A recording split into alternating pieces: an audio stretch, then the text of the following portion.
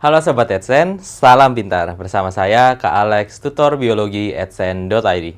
Dalam video kali ini, kita akan membahas materi mengenai sistem reproduksi.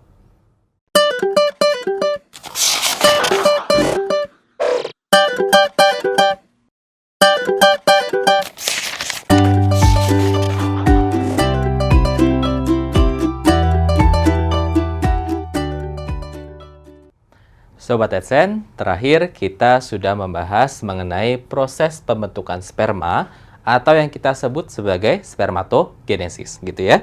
Jadi untuk skema ini, gitu ya, itu yang kita sebut sebagai spermatogenesis, yaitu genesis yang artinya membuat sperma.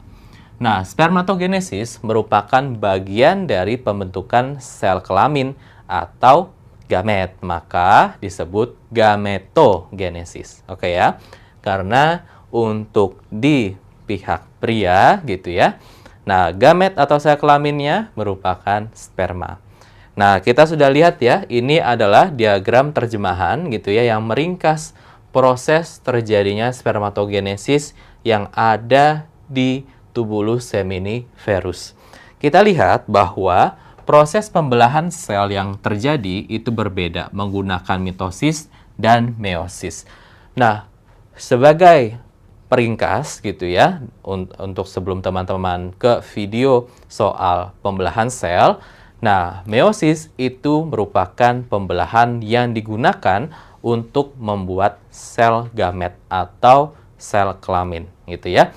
Jadi, pada kenyataannya gitu ya, spermatogonium sebagai sel induk itu memiliki paket kromosom atau paket materi genetik gitu ya. Itu ada dua yang kita sebut sebagai diploid, ya kan ya. Jika terjadi mitosis, dia akan sama 2N. Nah, ketika terjadi meiosis, maka dia akan direduksi. Di sini N. Nah, ingat, walaupun dia terjadi meiosis 2, tidak setengah N, melainkan tetap N. Nah, pembahasan lebih lengkapnya ada sekali lagi di video tentang pembelahan sel, gitu ya. Jadi pada akhirnya kita akan dapatkan gamet atau sel kelamin dengan paket kromosom N atau yang kita sebut sebagai haploid, ya kan ya. Nah, jadinya teman-teman, untuk itu apabila sperma N ketemu dengan ovum N, kita akan terbentuklah individu 2N. Artinya, DNA kita gitu ya, atau materi genetik kita itu setengah dari ayah, setengah dari ibu. Paham ya? Jadi itu tujuannya. Oke. Nah, teman-teman, kita bisa lihat gitu ya. Di sini untuk bagian dari spermatozoa. Oke ya. Jadi ini adalah bagian dari spermatozoa. Oke ya. Dicirikan dengan adanya apa? Flagel ya. Oke, jadi ini secara umum tubuh dari spermatozoa itu dapat terbagi menjadi 3 bagian utama, yaitu bagian yang kita sebut sebagai kepala gitu ya. Kemudian ini biasa disebut sebagai leher atau badan juga boleh. Kemudian ini tentu saja yang kita sebut sebagai bagian ekor, ya kan ya. Nah, teman-teman, di sini ada beberapa keterangan yang mesti teman-teman ketahui, yaitu pertama di bagian kepala. Di bagian kepala, teman-teman akan melihat ada bagian khusus gitu ya, yang berisikan berbagai macam enzim. Nah, bagian ini yang secara spesifik disebut sebagai akrosom. Akrosom itu mengandung banyak sekali enzim gitu ya. Misalkan ada enzim hyaluronidase gitu ya. Berarti akan mencerna asam hyaluronat ya kan ya. Nah, kemudian ada juga enzim akrosin. Nah, ini tujuannya apa? Enzim hyaluronidase dan akrosin ini akan secara umum gitu ya membantu menembus lapisan di sekitar ovum, gitu ya, lapisan di sekitar ovum atau sel telur. Oke ya, atau nanti lebih spesifik disebut oosit, gitu ya. Nah, jadi teman-teman, untuk kita dapat menghasilkan organisme atau keturunan baru harus terjadi yang namanya fertilisasi atau pertemuan antara dua gamet, ya kan ya, atau peleburan dari dua gamet.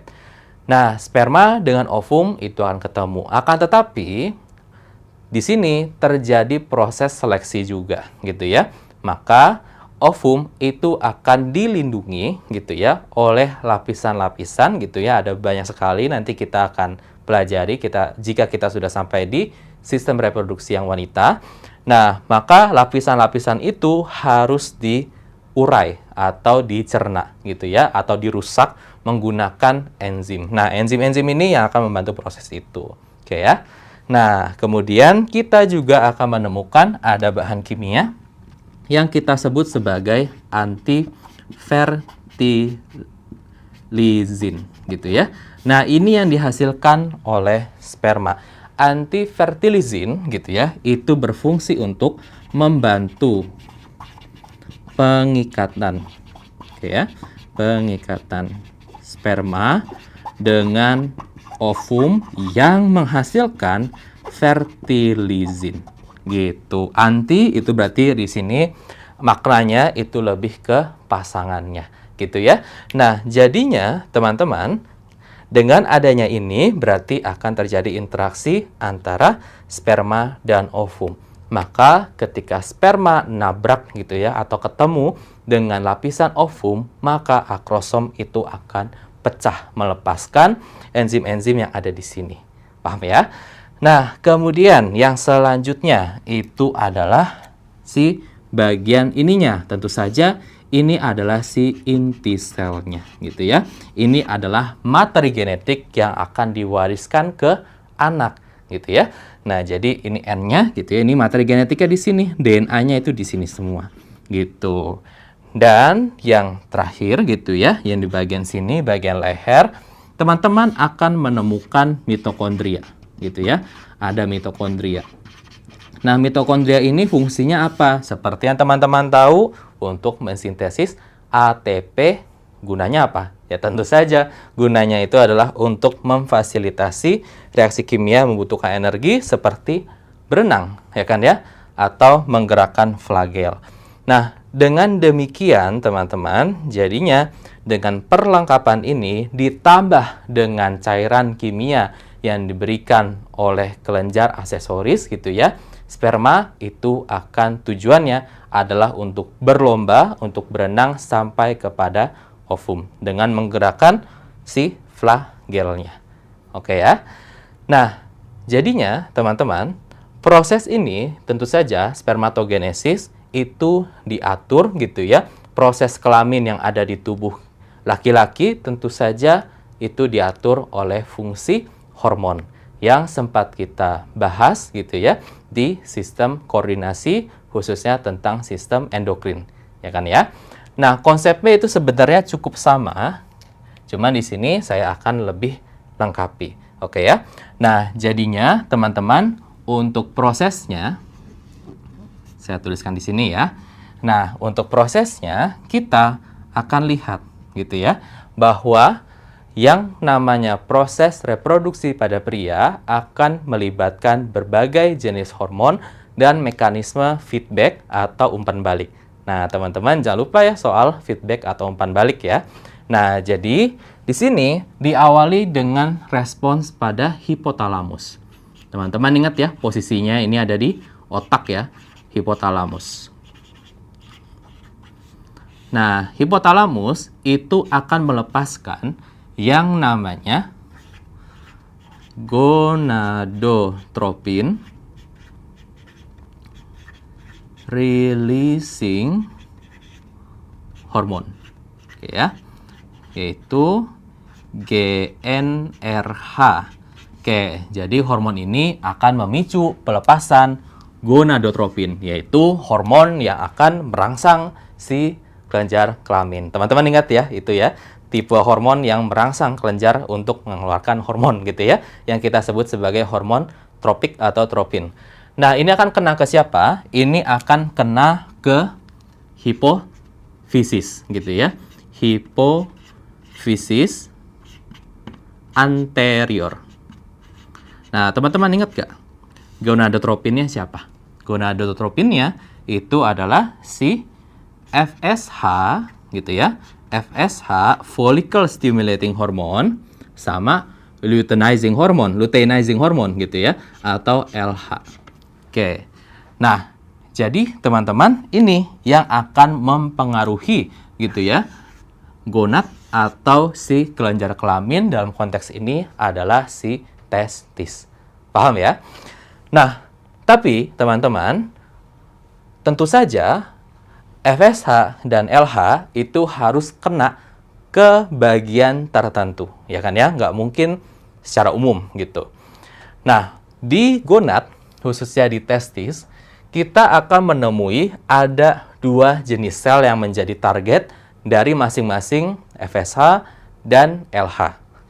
Nah, di sini saya gambarkan dengan spidol warna pink yang ini. Oke ya. Nah, teman-teman lihat posisinya itu ada di dalam si tubulus seminiferus gitu ya, berdekatan dengan si sel-sel yang mengalami spermatogenesis gitu ya. Ini yang kita sebut sebagai sel Sertoli. Itu ya, atau yang bisa disebut sebagai nursing cell. Jadi perawat gitu ya. Nah, sesuai dengan namanya dan sesuai dengan posisinya yang berdekatan dengan sel yang mengalami spermatogenesis, maka sel Sertoli itu fungsinya adalah mengasuh, ya kan ya, untuk mengasuh gitu ya, mengasuh sel-sel itu, ya kan ya, kemudian memberi nutrisi ke sel-sel itu gitu, memberi nutrisi ke sel-sel yang mengalami spermatogenesis. Oke ya, maka posisinya harus kayak gini. Nah, kemudian tadi saya katakan ada 2 ya. Yang pertama itu adalah si sel Sertoli. Oke, yang ada di bagian dalamnya. Nah, yang kedua itu ada di bagian luarnya. Nah, ini yang saya gambarkan seperti ini. Tetapi akan lebih jelas kalau saya gambarkan di sini ada banyak saluran gitu ya. Misalkan ada tubulus seminiferus gitu ya. Tubulus seminiferusnya hadap ke teman-teman gitu ya, cross section juga. Nah, misalnya ada 3 seperti ini. Aslinya ada banyak banget ya, di sini ada, di sini ada. Nah, teman-teman lihat gitu ya. Di antara si tubulus seminiferus, nah di sini ada semacam ruangan gitu ya. Di sini adalah tempat gitu ya bagi sejenis sel. Nah, yang saya gambarkan yaitu di sini. Oke ya, yang ada di bagian luar. Nah, ini yang kita sebut sebagai sel Leydig. Gitu ya. Ini yang kita sebut sebagai sel Leydig. Nah, sel Leydig di sini lebih fungsinya kepada apa? Lebih fungsinya kepada produksi gitu ya. Produksi androgen gitu ya. Atau ya contohnya pastinya adalah si testosteron. Paham ya? Nah, maka teman-teman, dari sini kita sudah makin yakin gitu ya bahwa fungsi dari testis adalah untuk sebagai tempat spermatogenesis atau menghasilkan sperma dan menghasilkan hormon androgen seperti testosteron, ya kan ya? Dibantu oleh si sel Sertoli dan sel Leydig yang tentu saja akan nantinya merespons kepada FSH dan LH gitu ya. Nah, jadinya teman-teman, dari sini si FSH itu akan mempengaruhi siapa? Nah, triknya biar teman-teman nggak lupa, di sini ada S berarti Sertoli gitu. Nah, kemudian dari sini LH itu akan pengaruhin siapa? LH ada L-nya berarti Leydig. Enak ya gitu ya. Nah, jadinya teman-teman, kita tahu Sertoli ini fungsinya adalah untuk spermatogenesis, ya kan ya, memungkinkan terjadinya spermatogenesis. Kemudian Leydig gitu ya, akan menghasilkan apa? Akan menghasilkan testosteron, ya kan ya? Yang akan memicu terjadinya spermatogenesis. Oke. Dan selain di sini Sertoli itu spermatogenesis, dia juga akan menghasilkan hormon yang kita sebut sebagai inhibin. Sesuai dengan namanya, inhibit artinya menghambat, berarti dia akan menghambat kerja tertentu. Dari sinilah teman-teman akan menggunakan konsep dari feedback atau umpan balik, ya kan ya. Nah, feedback yang dipakai atau regulasi yang dipakai adalah homeostasis, berarti pengaturan keseimbangan, berarti negatif feedback, ya kan ya. Nah, dengan demikian, inhibin ini akan, kalau sudah diproduksi, artinya Sertoli udah menanggapi FSH, berarti dia akan kasih sinyal ke hipofisis anterior untuk stop, gitu ya, untuk diperendah produksinya. Demikian juga dengan pengeluaran testosteron, artinya Leydig sudah merespons dan bisa terjadi spermatogenesis, maka testosteron di sini akan memberikan sinyal kepada hipofisis anterior juga untuk stop, untuk feedback negatif, juga ke yang ketuanya yang kita sebut sebagai hipotalamus, sehingga akan menghentikan produksi GnRH, maka produksi ini akan dihentikan, gitu ya. Nah, jadinya teman-teman, ilmu yang teman-teman dapatkan di sistem endokrin di sini dihubungkan dengan sistem reproduksi membentuk mekanisme kerja sama antara hormon seperti demikian. Nah, Sobat AdSense, sampai di sini dulu video kelanjutan pembahasan materi mengenai sistem reproduksi. Sampai bertemu di video berikutnya, semoga bermanfaat. Salam pintar! Sekian Sobat AdSense untuk video pembelajaran hari ini. Sampai ketemu lagi di video belajar berikutnya. Jangan lupa aktifkan notifikasi untuk video terbaru kami ya. Sobat AdSense juga bisa mengunjungi adsense.id dan temukan ribuan video pembelajaran. Sampai jumpa Sobat AdSense, salam pintar!